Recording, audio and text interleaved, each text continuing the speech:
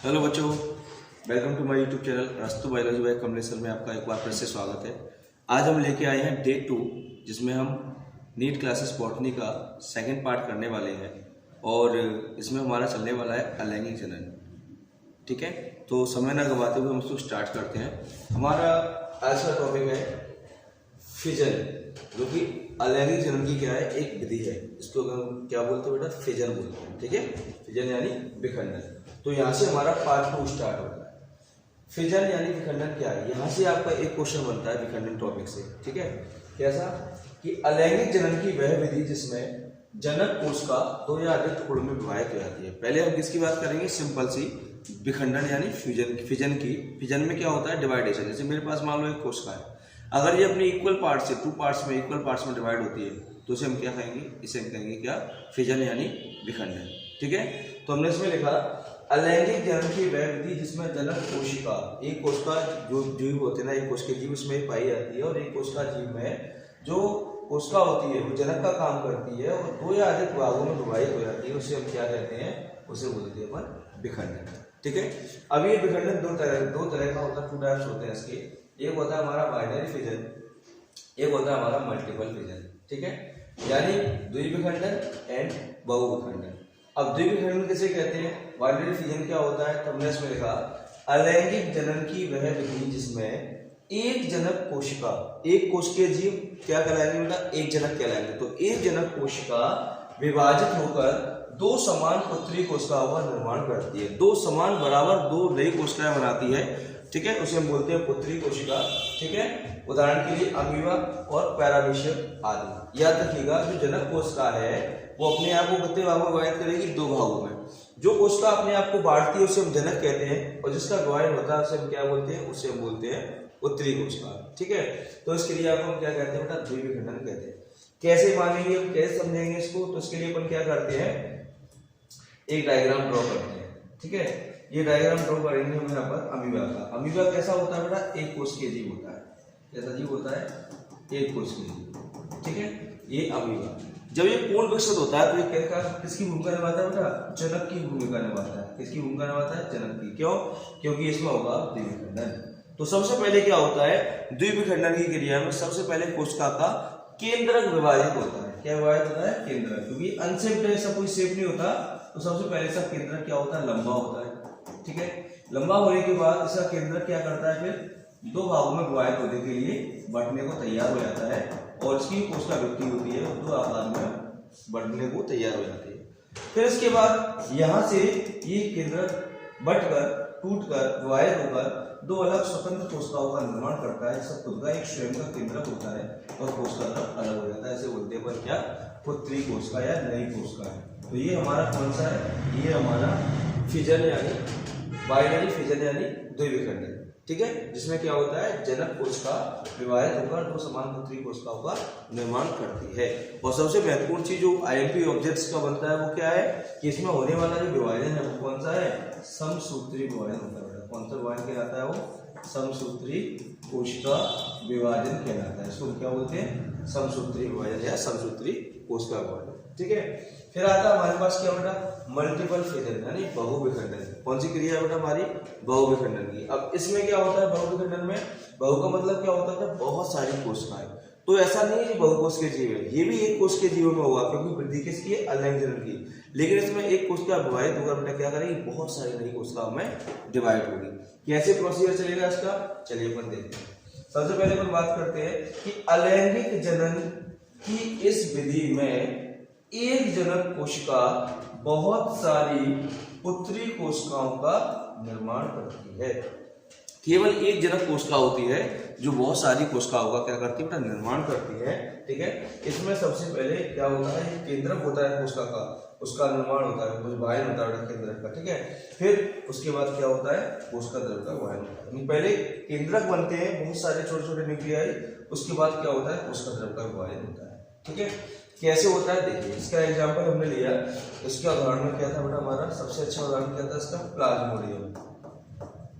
Amoeba भी इसमें आ सकता है, पैरामीशियम भी इस कैटेगरी में आ सकता है, प्लाज्मोडियम गुड एग्जांपल है। ठीक है, इसमें क्या होता है, एक सेल, ठीक है, जिसके अंदर बेटा एक न्यूक्लियस है, ठीक है, और कोशिका द्रव्य भरा हुआ है। सबसे पहले क्या होगा, इसका जो न्यूक्लियस है वो क्या करेगा बेटा, सबसे पहले छोटे छोटे न्यूक्लियस में डिवाइड होगा, छोटे छोटे केंद्रक बनाएगा उस केंद्रक विभाजन द्वारा, ठीक है। उसके बाद प्रत्येक केंद्रक अपने अपने हिस्से का बेटा क्या करेंगे, कोशिका द्रव ग्रहण करके कोशिका में कन्वर्ट होंगे। एंड देन जब ये कोशिका फटेगी, किसी रीजन से कोशिका आउट हो गई, ठीक है, तो ये सारे केंद्रक क्या आएंगे बेटा, बाहर आकर एक स्वतंत्र कोशिकाओं का निर्माण करने लगेंगे। और ये कोशिकाओं की संख्या कितनी होगी, बहुत ज्यादा होगी, ठीक है। इसे हम क्या बोलते हैं, इसे बोलते हैं बहु विखंडन, ठीक है। ये कहाँ होता है, ये मलेरिया फैलाने वाले, मलेरिया डिसीज जो होती है ना, उसके पैरासाइट में होने वाली प्रोसीजर है, ठीक है। तो ये हो गया हमारा फिजन का एक टॉपिक, जिसमें से आपका एक क्वेश्चन पक्का बनेगा, ठीक है, चाहे वो बाइनरी फिजन से आ जाए, चाहे वो आपका मल्टीपल फिजन से आ जाए, ठीक है। चलिए आगे बढ़ते हैं। अब आता है हमारे पास नेक्स्ट अलैंगिक गिरण की अगली विधि, जिसका नाम है बेटा मुकुलन या कलकायन, ठीक है। मुकुलन क्या होता है और कलकायन क्या होता है, ये हमारे पास क्या आ गई, इसकी नेक्स्ट अगली विधि आ गई, ठीक है। देखिए हम बात करते हैं इसकी मुकुलन की। मुकुल और कल्पा, इसका मतलब होता है बेटा क्या, उभार बनना, क्या कहलाता है इसको, क्या कहते हैं अपन, उभार, ठीक है। तो इस प्रकार के अलैंगिक जनन में सबसे पहले बेटा जनक कोशिका के शरीर पर बेटा क्या बनता है, उभार बनता है। जनक कोशिका के शरीर पर क्या बनता है बेटा, उभार, जिसे हम क्या कहते हैं बेटा, मुकुल या कलिका कहते हैं। क्या नाम रखेंगे उसके ऊपर, मुकुल या कलिका, ठीक है।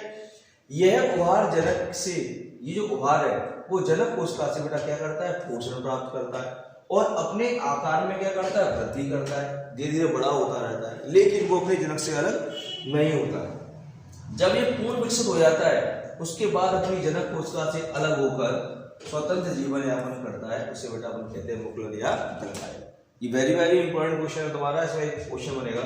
ये विधि कायम होती है बेटा, उदाहरण के लिए हाइड्रा और ईस्ट में, तो हाइड्रा और ईस्ट में कौन सा वायन पाया जाता है, मुकुलन या कलकायन द्वारा। ये सबसे अच्छा क्वेश्चन आपका बन जाता है यहाँ से ऑब्जेक्ट, ठीक है, इसे आप नोट कर लीजिएगा, ठीक है। इसमें क्या होता है कि सबसे पहले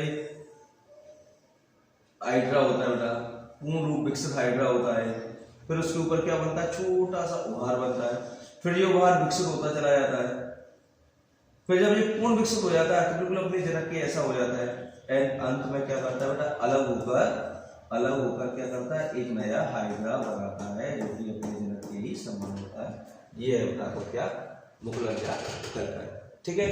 फिर आता है हमारा अगला खंडी भवन। क्या है खंडी भवन, तो खंडी भवन की कहानी में क्या लिखा अपन है कि इस प्रकार के जनन में जनक जो कोशिका होती है वो स्वयं को, खुद को कई टुकड़ों में बांट लेती है, विभाजित कर लेती है, और फिर प्रत्येक खंड से एक नए जीव का निर्माण होता है, उसे क्या बोलते हैं अपन, खंडी भवन। उदाहरण के लिए स्पायरोगायरा और गन्ने की फसल में अक्सर ऐसा देखने को मिलता है, ठीक है।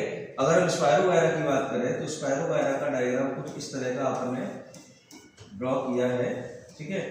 तो इसके प्रत्येक भाग को अगर अपन क्या करते हैं, कट करके अलग कर दें प्रत्येक भाग को, तो प्रत्येक भाग से कुछ समय बाद या कुछ दिन बाद ये वापस अपने पहले ऐसे जनक के समान, हर खंड जनक के समान हो जाता है, तो ये हमारा टाइम में आता है, ये आता है हमारा खंडी भवन, ठीक है। उसके बाद आता है हमारा क्या, पुनरुद्ध भवन किसे कहते हैं, पुनरुद्ध भवन। पुनः का मतलब होता है दोबारा निर्माण होना, और दोबारा निर्माण किसका होता है बेटा, एक कोश के जीवों में। सिर्फ किसमें पाया जाता है, एक कोश के जीवों में। कैसे पाया जाता है, देखिए, यह एक कोश के जीवों में अलैंगिक जनन की क्या है बेटा, विधि है, इसकी अलैंगिक जनन की, जिसमें यदि कोई जनक कोशिका, एक कोश के जीव अगर दो या अधिक टुकड़ों में बेटा क्या हो जाए, कट जाए या काटा जाए, तो प्रत्येक टुकड़ा विकसित होकर पूर्ण जीव का निर्माण कर देता है, उसे हम क्या बोलते हैं बेटा, उसे बोलते हैं पुनरुद्ध भवन, जिसका उदाहरण क्या है, प्लेनेरिया, हाइड्रा आदि। ये सिर्फ एक कोश के जीवों में पाया जाता है, बहुकोश के जीवों में नहीं होता। क्यों,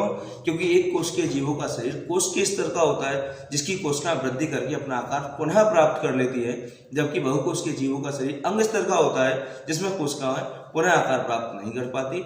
अगर बहुकोश के जीवों में किसी का पुनरुद्ध भवन होता है तो वो है क्या, त्वचा, कोशिका द्रव और स्किन, यानी त्वचा, रक्त और कोशिका द्रव, इनका हो सकता है केवल, लेकिन पूर्ण विकसित जीव विकसित नहीं हो सकता। तो पुनरुद्ध भवन में क्या कहानी होती है, देखिए सबसे पहले हमने क्या किया, एक प्लेनेरिया का डायग्राम ले लिया, भाई ये प्लेनेरिया हो गया, पानी में पाया जाता है। किसी रीजन से अगर हमने इसको निकाल के स्लाइड पर रख के प्लेट से हमने इसके टुकड़े कर दिए, या ये अपने आप ऑटोमेटिक ब्रेक हो जाता है और फिर हमने इसे वापस पानी में डाल दिया, तो आप क्या देखेंगे, जितने आपने इसे टुकड़े किए उतने ही नए प्लेन एरिया वापस बन जाएंगे, छोटे छोटे प्लेन एरिया जो ग्रोथ करके बिल्कुल जरक के जैसे होंगे। तो इस क्रिया को बेटा अपन क्या कहते हैं, पुनरुत्थ भवन प्रक्रिया। ठीक है, चलो आगे बढ़ते हैं। अगला हमारे पास स्पोर का निर्माण। अब स्पोर का निर्माण कैसे होता है, अब अपन स्पोर की बात कर लेते हैं।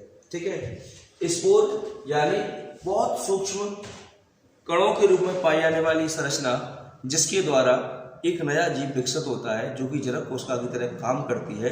और कहाँ पाई जाती है, ये पाई जाती है कवकों में। ठीक है, तो हमने लिखा इसमें, यह कायिक प्रवर्धन की वह विधि है। कौन सा प्रवर्धन इसमें शामिल होगा, हमारा कायिक प्रवर्धन, जिसमें जीव शरीर जो है बेटा वो बाह्य भाग से क्या करता है, स्पोर का निर्माण होता है। जीव शरीर में बाहरी भाग में कौन बनता है बेटा, स्पोर।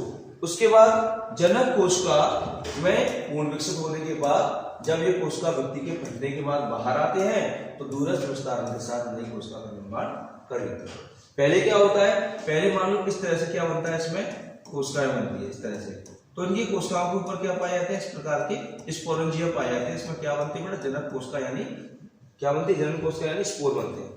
अब जब उनकी कोशिका व्यक्ति फटती है तो ये स्पोर क्या करते हैं, बाहर आते हैं और वायु के माध्यम से दूर तक फैलते हैं और जहां पहुंचते हैं वहीं पर एक नए कवक का निर्माण कर लेते हैं। इससे बोलते हैं स्पोर फॉर्मेशन यानी स्पोर का निर्माण। तो जितने भी फंगस है, जितने भी कवक है, फफूंद है, वो ऐसे ही फैलती है। ठीक है, फिर आता है हमारा लैंगिक जनन। ये दूसरे टाइप का क्या है, हमारे प्रजनन का प्रकार। पहला हो गया असेक्सुअल यानी अलैंगिक जनन, इसके हमने बहुत सारे इंपॉर्टेंट पॉइंट पढ़ लिए, यहाँ से आप अपने क्वेश्चन बना सकते हो। फिर आता है हमारे पास लैंगिक जनन, जिसको बोलते हैं अपन क्या, सेक्सुअल रिप्रोडक्शन। तो अपन इसमें क्या लिखा है, सेक्सुअल रिप्रोडक्शन की प्रोसेस में अपने लिखा है कि इस प्रकार का जनन बहुकोशिकीय जीवधारियों में पाया जाता है। बहुकोशिकीय का मतलब क्या होता है, पूर्ण विकसित जीवधारियों में पाया जाता है। ठीक है, जिसमें दो भिन्न जनकों की आवश्यकता होती है। कितने जनक पाए जाते हैं, दो जनक। ठीक है, कैसे होते हैं, अलग अलग, एक मेल और एक फीमेल। ठीक है, तो मेल को अपन नर बोलते हैं, फीमेल को मादा बोलते हैं। इसमें नर और मादा की जनन जो कोशिकाएं, इसे अपन युग्मक बोलते हैं। ठीक है, वो आपस में क्रिया करके क्या बनाती है, एक द्विगुणित जायगोट का निर्माण करती है। इस क्रिया को हम क्या कहते हैं बेटा, लैंगिक जनन कहते हैं। ठीक है, अब इसमें जो हमारा आईएमपी क्वेश्चन बनने वाला है वो क्या बनेगा, वो सबसे पहले ये बनेगा कि लैंगिक जनन में, हम नोट कर लीजिएगा इसको, लैंगिक जनन में हमेशा जनक कोशिकाएं भाग लेती है। कौन भाग लेती है बेटा, जनक कोशिका। जनक कोशिका करती है बेटा, भाग लेती है। पहली बात तो ये हुई हमारी। ठीक है, दूसरा पॉइंट क्या बनता है, जनक कोशिकाओं में, या हम कहेंगे जनन कोशिकाओं में, कोशिका में जिसे हम युग्मक भी बोलते हैं, गुणसूत्रों की संख्या हमेशा कैसी रहती है बेटा, आधी रहती है। गुणसूत्र आधे पाए जाते हैं, या गुणसूत्रों की संख्या कैसी होती है, आधी आधी होती है। गुणसूत्रों की संख्या क्या होती है बेटा, आधी होती है। फिर हम तीसरी बात करें, लैंगिक जनन में हमेशा कौन सा विभाजन होता है, लैंगिक जनन में हमेशा समसूत्री विभाजन होता है। कौन सा विभाजन होता है बेटा, समसूत्री, सॉरी समसूत्री नहीं होगा, इसमें अर्धसूत्री होगा बेटा, क्योंकि लैंगिक जनन ना कौन सा होता है, अर्धसूत्री कोशिका विभाजन। याद रखना, आईएमपी है, जनन कोशिकाओं में कौन सा विभाजन होता है, अर्धसूत्री कोशिका विभाजन पाया जाता है, पाया जाता है। ठीक है, तो इस तरह से बेटा क्या होता है, अगला एक पॉइंट और बढ़ा सकते हैं अपन इसमें अगुणित क्या देखेंगे यहाँ पे, अगुणित कोशिका भाग लेती है और द्विगुणित युग्मनज जिसे हम जायगोट कहते हैं का निर्माण होता है। ये हो गया बेटा आपका क्या आईएमपी क्वेश्चन लैंगिक जलन से मिलने वाले जो परीक्षा में अधिकांशतः पूछे जाते हैं कि लैंगिक जलन में हमेशा जनक कोशिका भाग लेती है, ठीक है। फिर जनक कोशिका में गुणसूत्रों की संख्या आधी होती है। फिर लैंगिक जलन में हमेशा अशुद्धि कोशिका वजन पाया जाता है और लैंगिक इसमें अवृत कोशिका भाग लेती है और द्विगुणित, ठीक है। इसके अगले सेक्शन में अपन चलते हैं। अब आता है हमारे पास जीवन से जुड़ी हुई, सजीवों से जुड़ी हुई कुछ क्रियाएं, ठीक है, प्रक्रियाएं जिसके बिना जीवन की कल्पना करना संभव नहीं है। तो सबसे पहले आता है बेटा हमारे पास क्या, मेटाबॉलिज्म।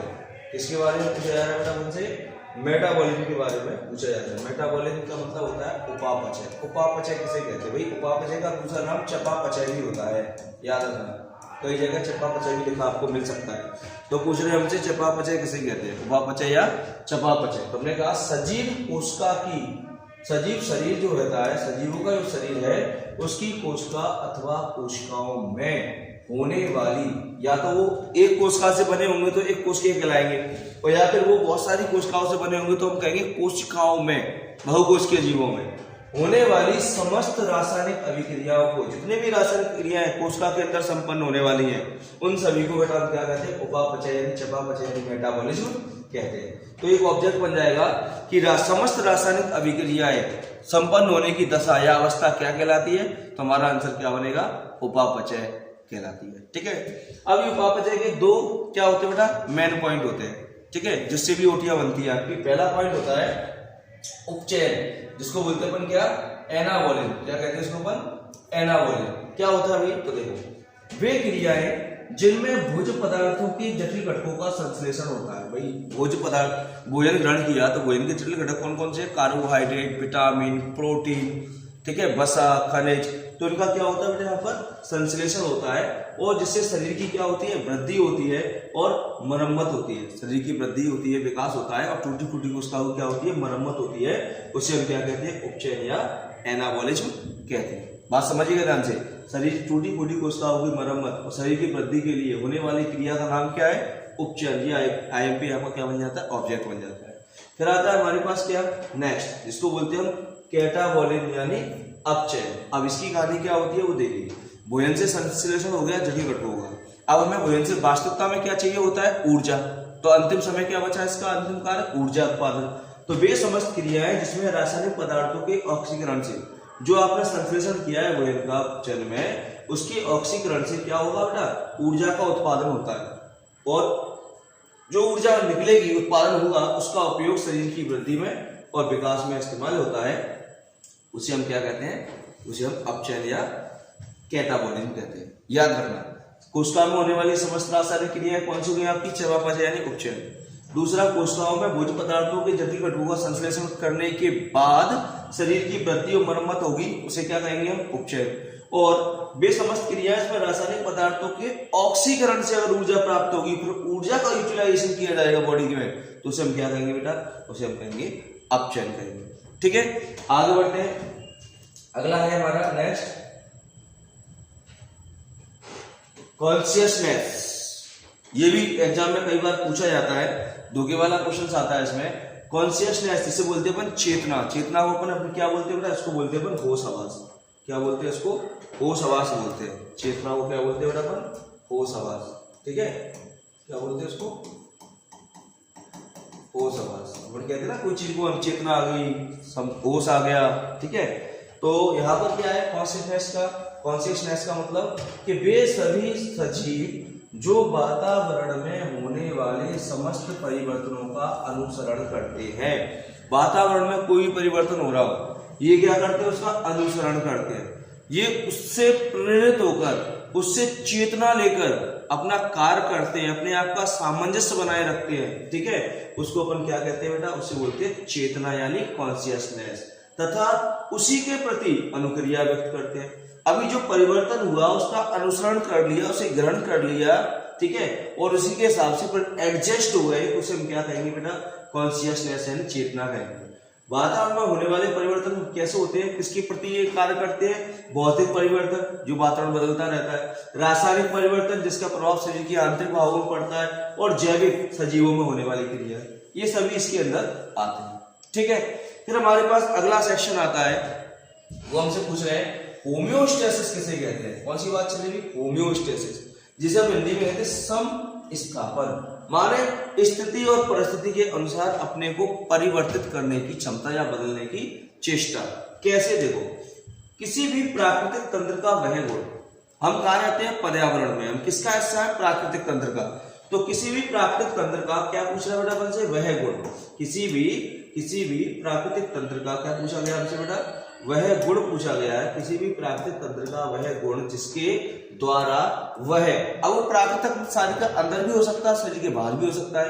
अब अंदर है तो सजीवों के लिए हो गया, बाहर है तो पर्यावरण के लिए हो गया, जिसके द्वारा वह अपने आंतरिक पर्यावरण में आवश्यक परिवर्तन करके, आंतरिक माने शरीर के अंदर आवश्यक परिवर्तन करके अपने तापमान को, अपने पीएच वैल्यू को, अपनी आवश्यकताओं को नियत रखता है, कंट्रोल करता है, उसे हम क्या बोलते हैं? उसे हम समस्थापन कहते हैं। कहानी समझ आ गई आपको? क्या कहते हैं इसको?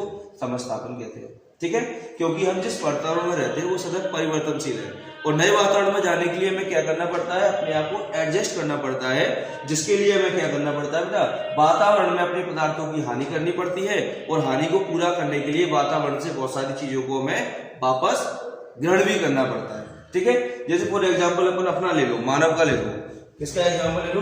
मानव का। भाई मानव का शरीर कैसा बेटा? जल तंत्र से बना हुआ है।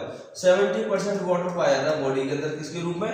कोशिका द्रव के रूप में। ठीक है, लेकिन जब हम वातावरण के संपर्क में आते हैं तो वातावरण की किसके कारण? गर्मी के कारण, उमस के कारण हमारे शरीर से ये जो जल होता है वो खर्च हो जाता है, किसके रूप में? पसीने के रूप में। अब पानी की कमी बॉडी के अंदर होगी तो नुकसान होगा, तो हम क्या करते हैं? अपने आंतरिक परिवर्तन को बनाए रखने के लिए बाहरी माध्यम से जल को ग्रहण करते हैं। अब वो जल हम किसी भी माध्यम में ग्रहण कर सकते हैं, जल पीकर, जूस पीकर, फ्रूट खाकर, जिनसे हमें जल की पूर्ति होती है, तो हम अपनी बॉडी को एडजस्ट कर लेते हैं। वो हमारा क्या कहलाता है बेटा? होम्योस्टेसिस कहलाता है। इसके बाद फिर आते हैं अपन नेक्स्ट, अगला है बेटा हमारे पास कैरेक्टर कौन सा? लोकोमोशन। लोकोमोशन को हम क्या बोलते हैं बेटा? प्रचलन। प्रचलन का मतलब होता है गमन। कहाँ गमन? एक स्थान से दूसरे स्थान में। तो हमने इसमें क्या लिखा है? हमने लिखा है इसमें गमन की कंडीशन में कि जो जीवधारी होते हैं बेटा, उसमें पाए जाने वाला वह लक्षण, सबसे स्पेशल लक्षण माना जाता है बेटा, जिसके द्वारा वह एक स्थान से दूसरे स्थान पर गमन करता है या एक स्थान से दूसरे स्थान पर जा सकता है, उसे बेटा हम क्या कहते हैं? लोकोमोशन या प्रचलन कहते हैं। अभी लोकोमोशन प्रचलन जीवधारियों में क्यों पाया जाता है? जीवधारी में तो दोनों आते हैं, पौधे और जंतु। वैसे इसका मतलब होता है एक स्थान से दूसरे स्थान पर जाना, तो पौधे तो एक स्थान से दूसरे स्थान पर जाते नहीं है। तो अगर पौधे एक स्थान से दूसरे स्थान पर नहीं जा रहे हैं तो लोकोमोशन को हम एक और नाम से पौधों के लिए इस्तेमाल कर सकते हैं। उसका नाम क्या है बेटा? उसका नाम है मूवमेंट, यानी गति होना, पदार्थों की गति। तो पौधों में जो प्रचलन नहीं होता, प्रचलन यानी लोकोमोशन नहीं पाया जाता, क्वेश्चन मार्क, वे केवल आंतरिक गतियां करते हैं, और आंतरिक गतियां से ही वो अपने पदार्थों का आवागमन करते हैं जाइलम और फ्लोएम द्वारा।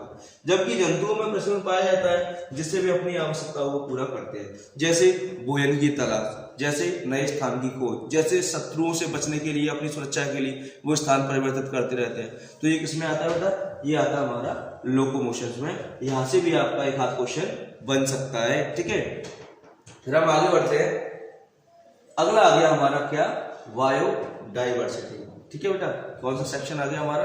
बायोडाइवर्सिटी। ये और आगे हम बढ़े हैं, उसका अगला इंपॉर्टेंट हमारा टॉपिक है बायोडाइवर्सिटी। अब समझिए, यहाँ से हिंदी में कहते हैं उसको हम क्या? जैव विविधता। क्या कहते हैं बेटा उसको अपन? जैव विविधता, जैव विविधता कहते हैं। तो बायो का मतलब तो हो गया बेटा क्या? लाइफ। बायो का मतलब क्या हो गया? लाइफ। और डाइवर्सिटी का मतलब होता है अंतर।